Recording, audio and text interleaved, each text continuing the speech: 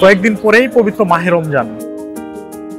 রমজান মাসকে উপলক্ষ করেই মানুষের প্রয়োজন পড়ে নিত্য প্রয়োজনীয় জিনিস কেনার। এই বাজারে নিত্য প্রয়োজনীয় জিনিসের হালচাল জানানোর চেষ্টা করব আজকে।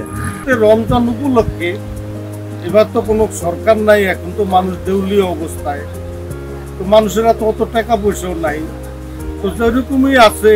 শুধু তেলের বাজারটা একটু সংকট, আর অন্য অন্য ডাল, চিনি, ছোলা, যেমন পেঁয়াজুর ডাল, খেসারি তেল, মসুরির তেল, এটা আগে যে বাড়ছে ওই তুলনামূলক ওরকমই আছে।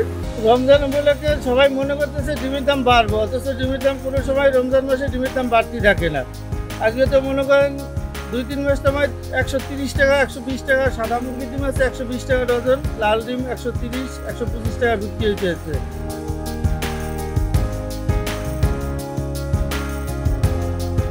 চিরামুড়ির দাম আপনি পাইকারি বাজারটা আপনি মাত্র যেটা বললাম যে পাইকারি বাজারটা আপনার বাজারটা বেড়েছে, কিন্তু খুচরা বাজারটা এখনো বাড়ে নাই। খুচরা বাজার আগের মতো হয়ে আছে, সারা বছর যে পরিমাণ বেশি এখনো খুচরা বাজারে একই আছে, কিন্তু পাইকারি বাজারটা একটু বাড়তে আছে।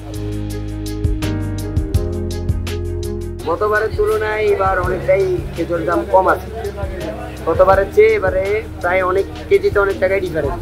গত বছর যেটা ছিল 1100, এবার হচ্ছে ওটা মনে করেন আপনার 950-1000। বাজার স্থিতিশীলে আছে, কিন্তু চিকন চালের দামটা একটু বেশি, মানে মিনিকেটের দামটা একটু বেশি, 1 টাকা 1.5 টাকা 2 টাকাও বেশি মিনিকেট বাজার।